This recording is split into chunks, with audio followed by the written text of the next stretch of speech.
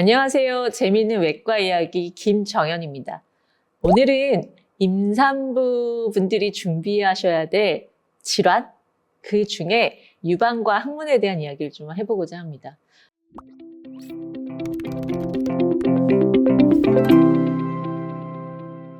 이제 임신을 준비하기 전에 산부인과 많이 가셔서 이제 철분제도 드시고 엽산도 드시고 하는데요.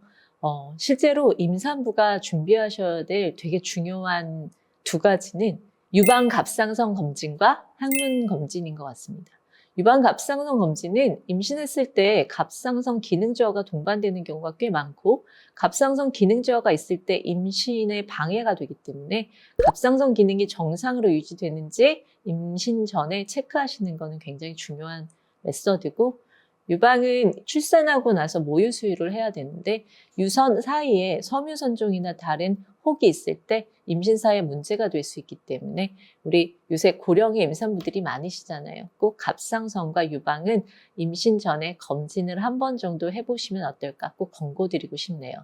그런데 유방이랑 갑상선은 검진을 할 법도 한데 여기서 되게 중요한 포인트는 항문도 꼭 검사를 하셔야 된다는 거죠. 증상이 없으신 분들은 검사를 안 하셔도 됩니다만 내가 항문이 가끔 한 번씩 피가 났는데 생리 전후에 한 번씩 아팠었는데 조금 아픈 걸 내가 참았었는데 이런 분들은 꼭 결혼하시면 항문외과를 꼭 방문해 주셨으면 합니다.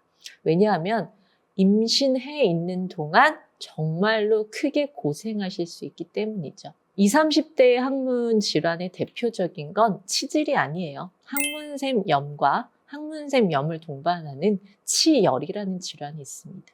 치열은 항문이 반복적으로 찢어지는 질환이거든요.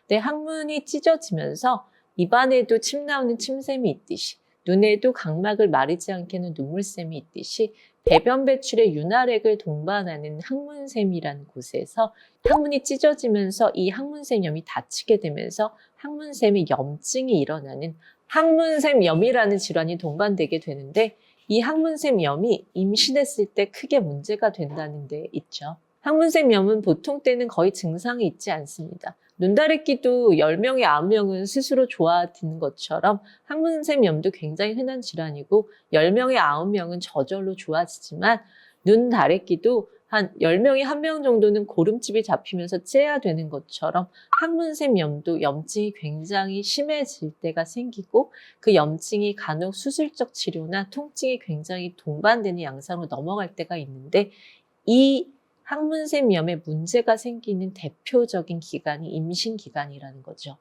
임신을 하게 되면 항문 안쪽엔 세 방향의 항문 쿠션이란 구조물이 있고 이 구조물이 임신 주수가 늘어나면서 같이 부풀게 됩니다. 언제? 자궁이 아이가 자라면서 임신 주수가 12주, 15주, 18주, 38주가 될 때 점점 아이가 커지면서 아이를 먹여 살리는 혈관인 자궁동맥의 양이 늘어나게 되는데, 이 자궁동맥은 대동맥과 양쪽 다리로 가는 대퇴동맥의 첫 번째 분지이고, 이 첫 번째 분지에서 나오는 자궁동맥이 아이가 12주, 18주, 30주가 되면서 아이를 먹여 살려야 되는 니드가 늘어나면서 혈류량이 늘어나게 되고, 이 대퇴동맥의 두 번째 가진 직장동맥이 아까 말한 대로 항문 쿠션을 만들고 있기 때문에 혈류량이 늘 때 임신 중에 치질의 구조물은 늘어나게 되면서 임신 중에 누구나 치질이 생기는 게 맞고, 출산 이후에 3개월이 지나면서 이 자궁이 점점 정상으로 돌아가면서 항문 쿠션이 줄어들기 때문에 대부분의 임신 시 치질은 출산하고 좋아지는 게 맞으나, 아까 말씀드린 대로 임신 전부터 항문이 불편했던 환자분들은 항문샘염이란 질환이 기존에 있다가 항문 쿠션이 부풀게 되는 과정과 맞물릴 때 잭팟, 정말 아픈 이벤트가 생기게 됩니다. 임신을 하게 되는데 항문샘염의 염증이 심해져도 우리는 임신 주수가 끝날 때까지 기다릴 수밖에 없기 때문에 항문샘염이 동반된 여성 환자가 임신을 준비할 때는 임신 전에 꼭 이 부분을 해결하고 임신을 하세요라고 권고하는 질환이나, 간혹 그걸 모른 채 임신을 하시게 되면 임신 주수 24주가 넘어서면서부터는 항문이 남들에 비해서 굉장히 불편하고 통증에 유발되고 그런 고통을 겪다가 출산 후에 보통의 임산부들은 항문이 좋아지는데 이런 분들은 출산 이후에도 계속 항문이 불편하게 되는 상태로 넘어가게 되죠. 결국 항문샘 염이 동반된 분들이 출산 이후에 1년 안쪽에 항문 질환의 문제를 경험하게 되고 병원에 내원하지만 이 항문샘 염이 동반된 임산부께서 출산을 하셔도 99% 이상 수술적 치료가 필요한 상태에 놓여 있는 상황이 되는 거죠.